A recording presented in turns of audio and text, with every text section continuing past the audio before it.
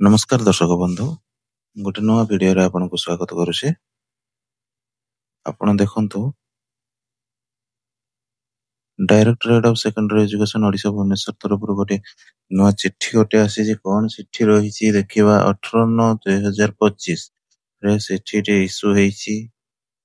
ଚିଠିଟି ଦେଖନ୍ତୁ, additional secretary to government school and mass education department of Odisha ତରଫରୁ ଆସିଅଛି। Submission of information for filling of the vacancy of non-teaching staff of fully aided high school। ମାନେ non teaching staff କୁ fill up କରିବା ପାଇଁ ଚିଠିଟି ହେଇଛି। ଦେଖନ୍ତୁ, ଗଭର୍ଣ୍ଣମେଣ୍ଟ ର ରେଫରେନ୍ସ ଚିଠି ଅଛି 14/7/2025 ର। ଦେଖିବା ଆଗକୁ କଣ ରହିଛି। I am directed to furnish you with the following non-teaching vacancy position fully aided high school in prescribed format for the creation। ଠିକ ଅଛି ସାଙ୍ଗମାନେ, ଦେଖନ୍ତୁ ପୋଷ୍ଟ ଜୁନିୟର କ୍ଲର୍କ ରହିଛି, ପିଅନ ରହିଛି।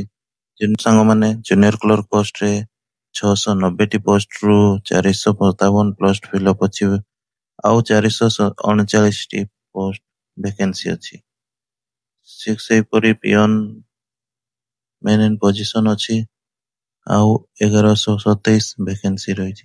ଟୋଟାଲ 1566ଟି ପୋଷ୍ଟ ଭେକେନ୍ସି ରହିଛି। କେବେ ଆସିବ ଏଇ ଭେକେନ୍ସି, କେବେ ଆପ୍ଲାଏ ହେବ, ସମ୍ପୂର୍ଣ୍ଣ ଜାଣିବା।